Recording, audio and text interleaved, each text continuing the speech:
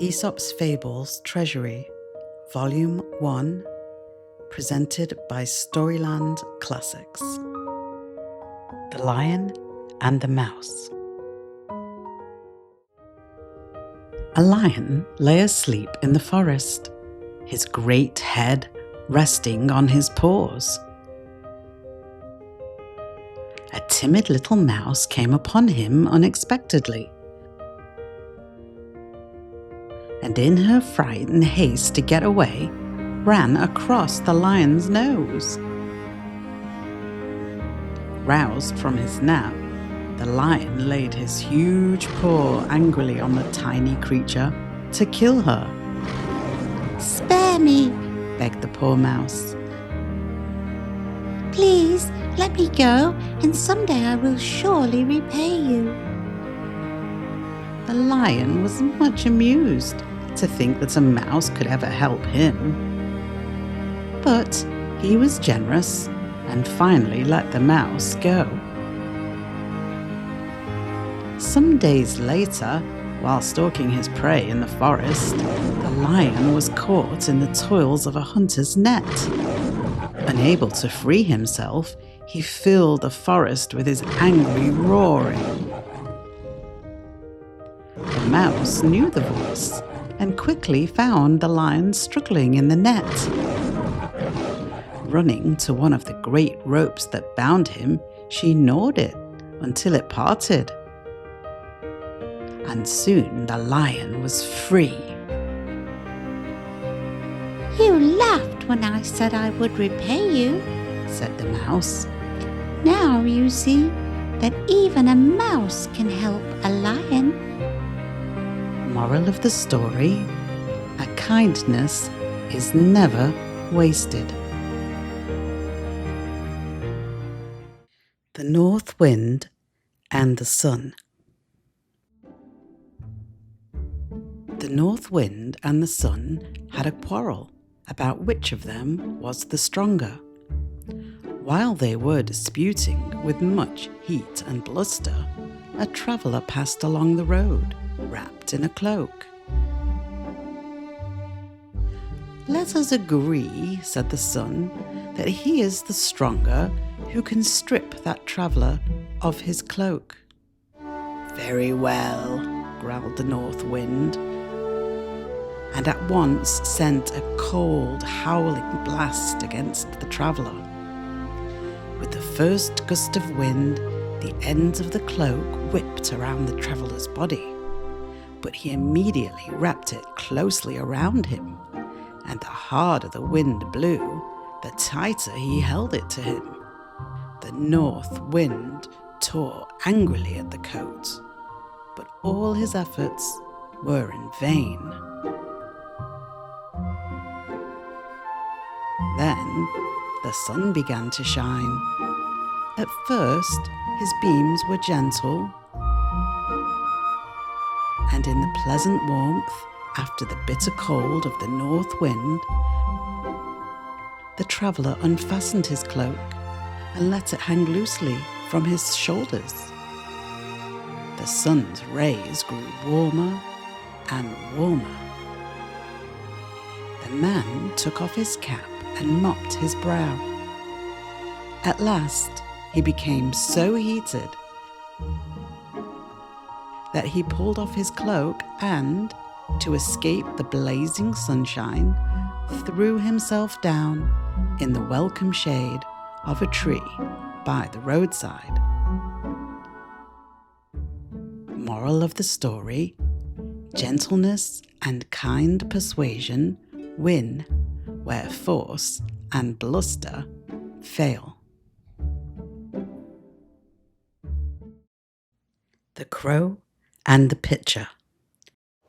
In a spell of dry weather, when the birds could find very little to drink, a thirsty crow found a pitcher with a little water in it. But the pitcher was high and had a narrow neck, and no matter how hard he tried, the crow could not reach the water.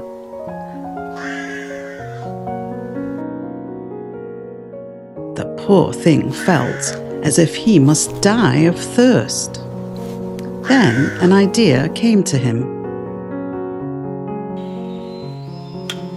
Picking up some pebbles, he dropped them into the pitcher, one by one. With each pebble, the water rose a little higher, until at last it was near enough so he could drink.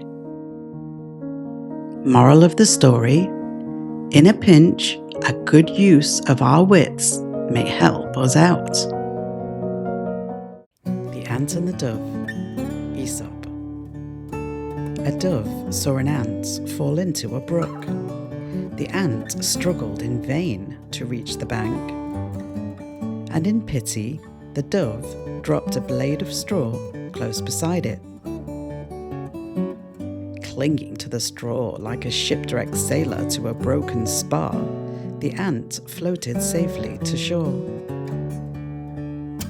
Soon after, the ant saw a man getting ready to kill the dove with a stone. But just as he cast the stone, the ant stung him in the heel, so that the pain made him miss his aim. And the startled dove flew to safety in a distant wood. Moral of the story: a kindness is never wasted. The Shepherd Boy and the Wolf. A shepherd boy tended his master's sheep near a dark forest not far from the village. Soon he found life in the pasture very dull.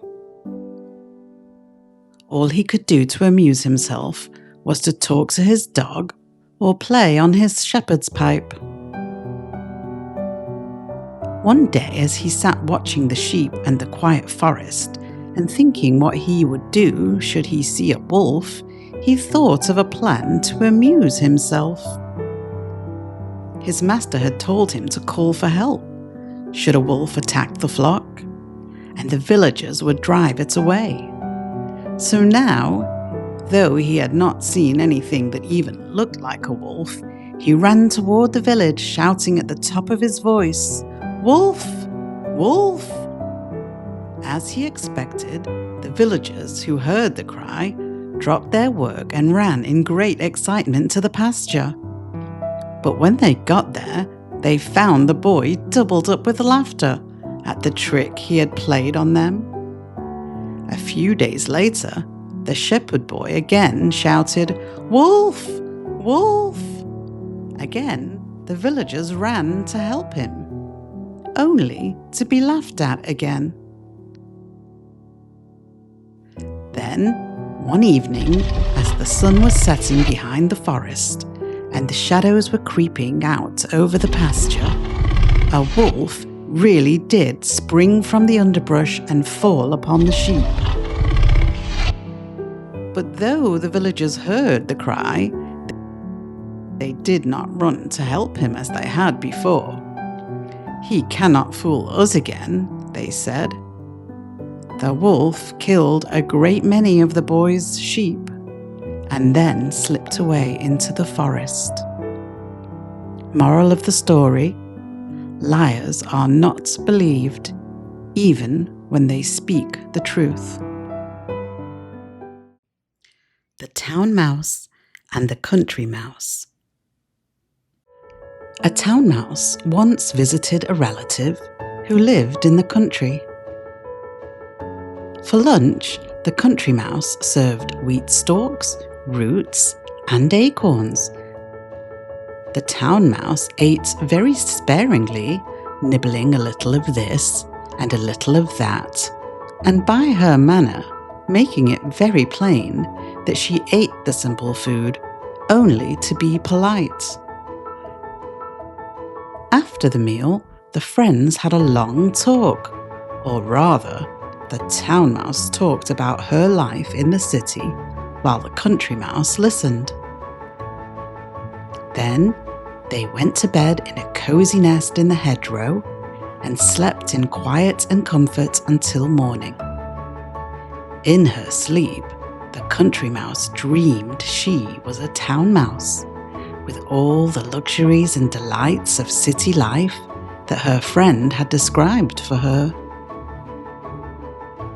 So, the next day, when the town mouse asked the country mouse to go home with her to the city, she gladly said yes. When they reached the mansion in which the town mouse lived, they found on the table in the dining room the leavings of a very fine banquet. There were sweetmeats and jellies, pastries, delicious cheeses. Indeed, the most tempting foods that a mouse can imagine. But just as the country mouse was about to nibble a dainty bit of cheese, she heard a cat meow loudly. In great fear, the mice scurried to a hiding place where they lay quite still for a long time, hardly daring to breathe. When at last they ventured back to the feast, the door opened suddenly, and in came servants to clear the table, followed by the house dog. The country mouse stopped in the town mouse's den only long enough to pick up her carpet bag and umbrella. "You may have luxuries and dainties that I have not," she said as she hurried away. "But I prefer my plain food and simple life in the country, with the peace and security that go with it." The moral of the story: poverty with security is better than plenty in the midst of fear and uncertainty.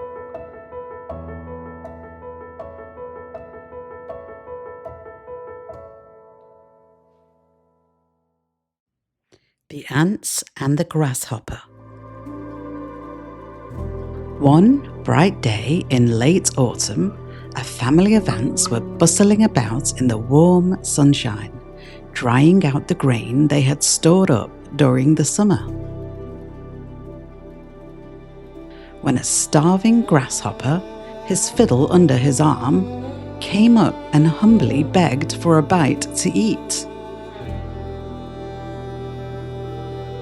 "What?" cried the ants in surprise. "Haven't you stored anything away for the winter? What in the world were you doing all last summer?" "I didn't have time to store up any food," whined the grasshopper. "I was so busy making music that before I knew it, the summer was gone." The ants shrugged their shoulders in disgust. "Making music, were you?" they cried. "Very well.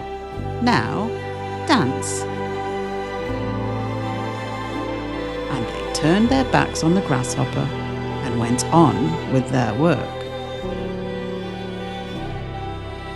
Moral of the story: there's a time for work and a time for play.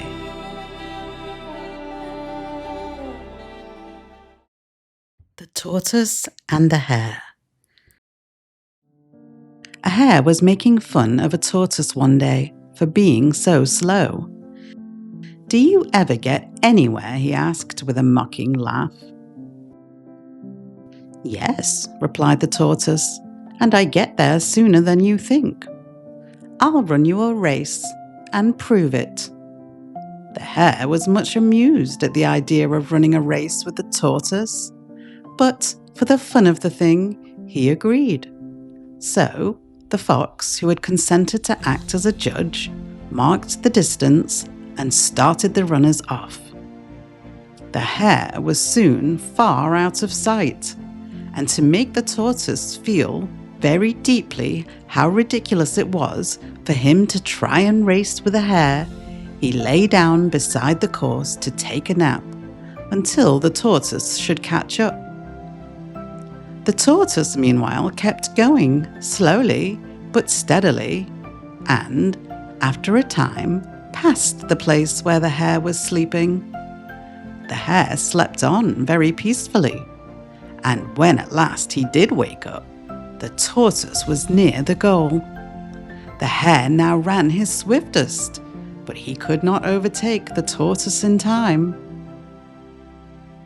The race is not always to the swift.